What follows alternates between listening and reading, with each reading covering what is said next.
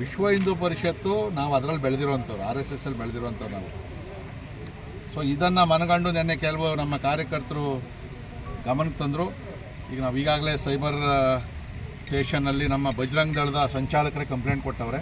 ಯಾಕಂದರೆ ಅದು fake check ಮಾಡಿದ್ರು. ವಿಶ್ವ ಹಿಂದೂ ಪರಿಷತ್ತೇ ಬೇರೆ, ಇಲ್ಲಿ ವಿಶ್ವ ಡಾಟ್ ಪರಿಷತ್ತು ಏನೇನೋ ಮಾಡಿಕೊಂಡು ಫೇಕ್ ಮಾಡಿರ್ತಕ್ಕಂಥದ್ದು. ಅದನ್ನು ಯಾರು ಮಾಡವ್ರೆ ಅನ್ನೋದನ್ನು ಕೂಡ ಸೈಬರ್ ಕಂಪ್ಲೇಂಟ್ ಕೊಟ್ಟಿದ್ದೀವಿ.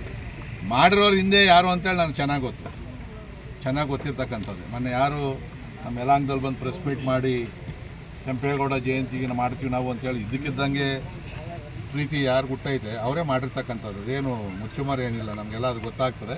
ಸೊ ಈ ಥರದ್ದು ಯಾವುದೇ ನಕಲಿ ಪೋಸ್ಟ್ಗಳನ್ನು ಮಾಡಿದ್ರೆ ಯಲಹಂಕ ಕ್ಷೇತ್ರದ ಶಾಸಕರು ಅಭಿವೃದ್ಧಿಗೆ ಅಡ್ಡಿ ಮಾಡ್ತಾರೆ ಅಂತಂದರೆ ಇಡೀ ರಾಜ್ಯದಲ್ಲಿ ಯಾರೂ ನಂಬಲ್ಲ, ಕಾಂಗ್ರೆಸ್ ಅವರು ನಂಬಲ್ಲ.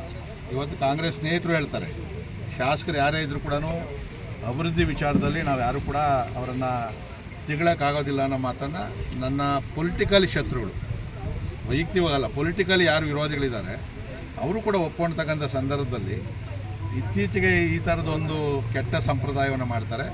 ಸೊ ನಾನು ನಮ್ಮ ಯಲಹಂಕದ ನಾಗರಿಕರಲ್ಲಿ ಮತ್ತು ಇದನ್ನು ಯಾರು ನೋಡ್ತಾರೆ ಅದನ್ನು ಪರಿಶೀಲನೆ ಮಾಡಿ ತಾವು ಪ್ರತಿಕ್ರಿಯೆಗಳನ್ನು ಕೊಡಬೇಕು.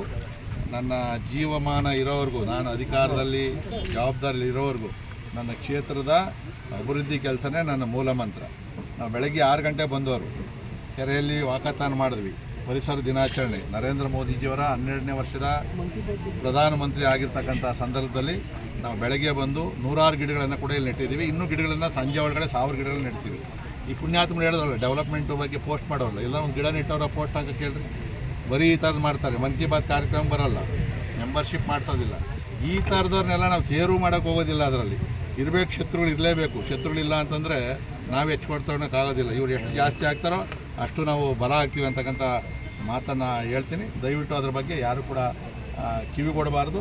ಮತ್ತು ಪೊಲೀಸರು ಕೂಡ ನಾವು ಆಗ್ರಹವನ್ನು ಮಾಡ್ತಾಯಿದ್ದೀವಿ, ತಕ್ಷಣ ಯಾರು ಇದು ಮಾಡೋರು ಅವರನ್ನು ಬಂಧಿಸಬೇಕು ಅಂತ ಸಂಘಟನೆ. ನಾನು ಕೂಡ ಹಿಂದೂ ಪರವಾದಂಥ ಸಂಘಟನೆಯಲ್ಲಿ ಬೆಳೆದಂಥನು ಕಾರ್ಯಕರ್ತ.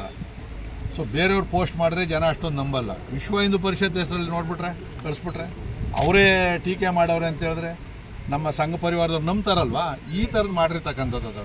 ಈ ನರೇಂದ್ರ ಮೋದಿಜಿ ಹೆಸರಿನಲ್ಲಿ ನನ್ನ ವಿರುದ್ಧವಾಗಿ ಏನಾದ್ರು ಪೋಸ್ಟಿಂಗ್ ಆದರೆ ಜನ ನೋಡಲ್ವ ಅದನ್ನು. ಈ ಥರ ಫೇಕ್ ಡಾಕ್ಯುಮೆಂಟ್ ಮಾಡ್ತಾವ್ರೆ. ಅದರದ್ದು ಈ ಥರ ಫೇಕ್ ಜನನೇ ಮಾಡೋವಂಥದ್ದು. ಅವ್ರಿಗೆ ದಮ್ಮು ಇಲ್ಲ, ಎಂಥೋದು ಇಲ್ಲ, ಬರೀ ಮೀಡಿಯಾ ಮುಂದೆ ಮಾತಾಡ್ತಾರೆ. ಅತ್ಲ ಕಡೆಗೆ ನೇರ ಬರಬೇಕು, ಮಾತಾಡ್ತೀವಿ ನಾವು.